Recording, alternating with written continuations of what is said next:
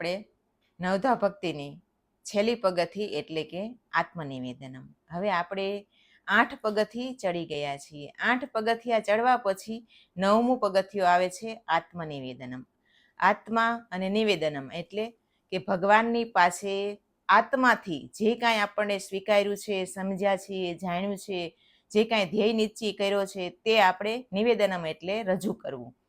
તો ખરેખર આપણને એમ વિચાર આવે ને, 8 દિવસ સુધી આપણે જે સાંભળ્યું, શ્રવણ કર્યું, કીર્તન કર્યું, ભગવાન વિષ્ણુનું સ્મરણ કર્યું અને પછી ભગવાનના ચરણની સેવા કરી, ભગવાનના અર્ચનમ એટલે કે ભગવાનનો શણગાર કર્યો, ભગવાનને વંદન કર્યા, ભગવાનના દાસ બન્યા, સખા મિત્ર બન્યા. આ જે 8 પગથી આપણે 8 દિવસથી જે 8 સોપાન જોઈ રહ્યા છીએ, તો આ નવધા ભક્તિને પગથી શા માટે કહેવામાં આવે? આપણને એમ વિચાર આવ્યો કેમ કે પગથી હોય ને તેને સીડી એક પછી એક ચડવાની હોય.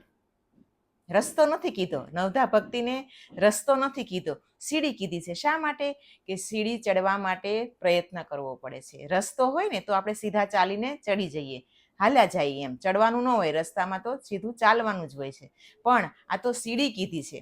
તો સીડી કીધી છે શા માટે? કે એક એક પગથી સમજ્યા પછી બીજું પગ મૂકવાનો છે.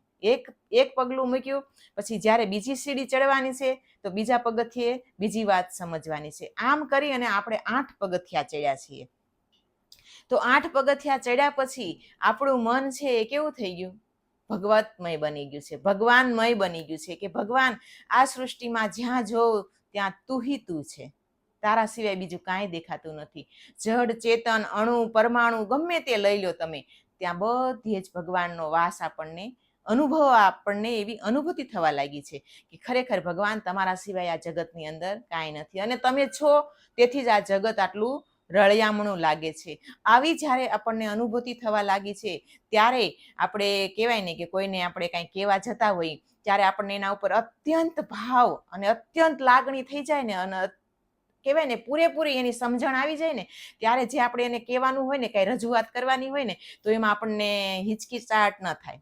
આમ એમ ન થાય કે કેમ કહેશું, કેવી રીતે કહેશું, કેવી રીતે રજૂઆત કરશું. કેમ કે એ આપણને પોતાનું લાગવા લાગે છે.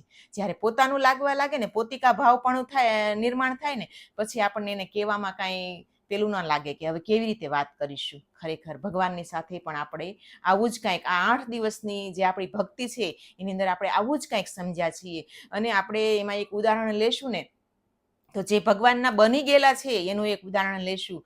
તો એમાં આપણે એક હરિચંદ્ર રાજાનું ઉદાહરણ લઈએ કે જે રાજા હરિચંદ્ર છે તે પોતે સત્યને કાજ રાજા હરિચંદ્ર, કેવા 92 લાખ માળવાના ધણી એવા રાજા હરિચંદ્ર હતા.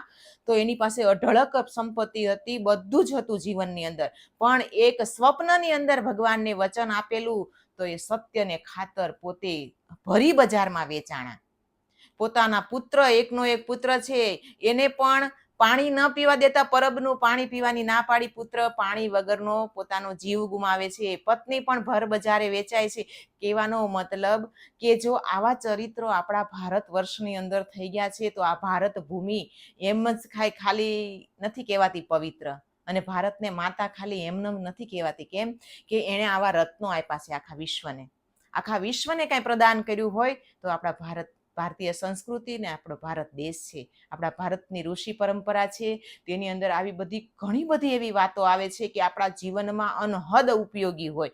અને ખરેખર એ આપણે ભારતીય છીએ તો આપણા જીવનની અંદર એ હોવું જ જોઈએ, આપણા લોહીની અંદર હોવું જોઈએ. તો આ બધાય જ્યારે ગુણો આપણા જીવનમાં આવે છે ને, ત્યારે આપણને એક અંદરથી એક ખુમારી ઉત્પન્ન થાય છે કે જો રાજા હરિચંદ્ર પોતે પોતાના વચન નથી તોડતા, પોતે પોતાનું જીવનનું બધું સર્વસ્વ લૂંટાવી દે છે એક વચનને ખાતર, પણ સત્યમાં અસત્ય નથી બોલતા.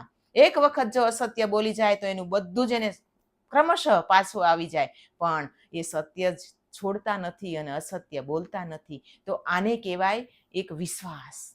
કે જે પરીક્ષા લેવા વાળો હોય ને એ પણ ધ્રુજી જાય પરીક્ષા લેનારની. તેવા આપણા અનહદ એવા ચરિત્રો થઈ ગયા છે કે ભગવાન ખુદ પરીક્ષા લેવા આવ્યા હોય તો ભગવાન ખુદ પણ ધ્રુજી જાય. જેવા સંગાવતી રાણીને શેઠ સગાશા જ્યારે ચેલૈયાનું માથું ખાંડે છે, તો આવા તો કેટલાય ચરિત્રો છે, આપણને બધાને ખબર જ છે.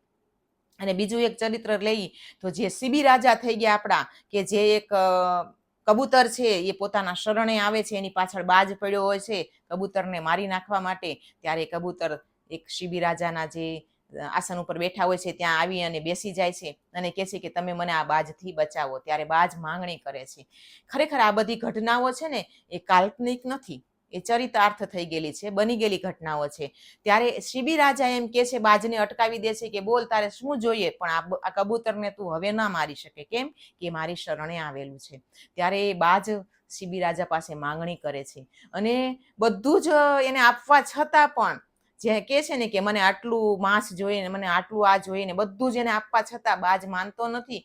ત્યારે શિબી રાજા એ ત્રાજવાની અંદર જ્યારે બાજ કે છે મારા ભારોભાર મને આપો એમ, ત્યારે બાજને કહેવાય ને કે એ પૂર્ણ નથી થતું, એનું છાબડું જે બેસતું નથી, ત્યારે શિબી રાજા પોતાનું અડધું અંગ કાપી અને બાજને આપે છે. તો કહેવાનો મતલબ કે એક શરણાર્થી, એક કબૂતર હતું, એક પક્ષી હતું, તો એ પક્ષીની જાન બચાવવા માટે પોતે પક્ષીને વચન આપેલું કે તું મારા શરણમાં છો, હવે તારે કાંઈ જ ગભરાવાની જરૂર નથી, કેમ કે તું મારે શરણે આવ્યો છો.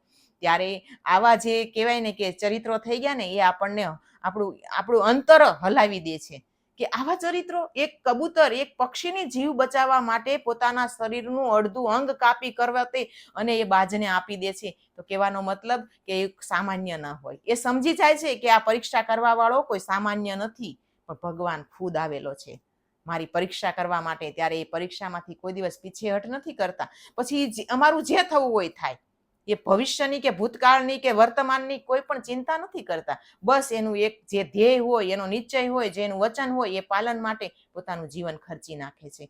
તો આવા ચરિત્રો જ્યારે સાંભળીએ છીએ ત્યારે આપણું દિલ છે એકદમ સરળ બની જાય છે, એકદમ પીગળી જાય છે, આપણો અહંકાર હળવો થઈ જાય છે કે ભગવાન હું શેનો અહંકાર કરું, તું છે તેથી હું છું, એ મને ગર્વ છે અને એ જ મારો અહંકાર છે. તારા લીધે મારું અસ્તિત્વ છે, તારા લીધે હું સુંદર લાગુ છું, તારા લીધે હું રળિયામણો લાગુ છું. ભગવાન તારી અને મારી જે દોસ્તી છે, તારી અને મારું જે મિલન છે, એના લીધે આખી સૃષ્ટિ સોહામણી લાગે છે.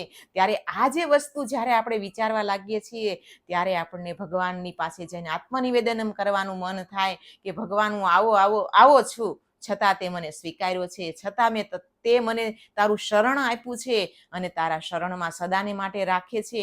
તો આવું જ્યારે આપણું દિલ બને છે, આવી જ્યારે આપણા જીવનની અંદર, સ્વભાવની અંદર, મનની અંદર સરળતા આવે છે, ત્યારે ભગવાનની પાસે જે કાંઈ આપણે આત્મનિવેદન કરીએ છીએ ને, જે કાંઈ રજૂઆત કરીએ છીએ ને, તેમાં ભગવાન પોતાની સાઈન કરી આપે છે. અને આ જ આત્મનિવેદનનો કાગળ છે ને એ ભગવાન વાંચે છે, આવો કાગળ ભગવાન વાંચે છે. બાકી આપણી ઘણી બધી સ્વાર્થની માંગણીઓ હોય છે અને એ ભગવાન પાસે જ કરવાની હોય છે, પણ ફક્ત માત્ર એટલી જ નહીં, એના આગળ પણ ઘણું બધું હોય છે. તો આવું આપણા જીવનની અંદર ઘણું બધું છે, શીખવાનું છે, સમજવાનું છે, જાણવાનું છે, માણવાનું છે. તો આ બધું જ આપણે કરી શકીએ. શા માટે? કે ભગવાન સતત આપણી સાથે છે, સતત આપણી જોડે શ્વાસોશ્વાસમાં વહેતો રહેલો છે. તો આ ભગવાનને આપણે ઓળખી શકીએ, આપણે ખુદની ઓળખ પામી શકીએ. એટલા માટે આ નવધા ભક્તિ આપણને ઘણું સરસ મજાનું સમજાવી ગઈ અને આ નવધા ભક્તિ ધીરે ધીરે આપણા જીવનમાં આવે, આપણે સતત એને આપણા કીર્તનની અંદર લાવી શકીએ, આપણા સ્મરણની અંદર લાવી શકીએ, એવી ભગવાનની પાસે પ્રાર્થના કરીએ. અને આજનું નિવેદન અહીંયા પૂરું કરી ભગવાનના ચરણોમાં આ જે નવધા ભક્તિનું જે વાઘપુષ્પ છે ભગવાનના ચરણે ધરીએ. ભગવાન આપણને સમજવાની શક્તિ આપે અને આગળ વધીએ જીવનની અંદર, એવી પણ ભગવાન આપણી ઉપર કૃપા કરે. અને ફરીથી પાછા નવી વાતો સાથે આપણે ફરીથી નવા વિડીયોમાં મળીશું. આજ માટે અસ્તુ.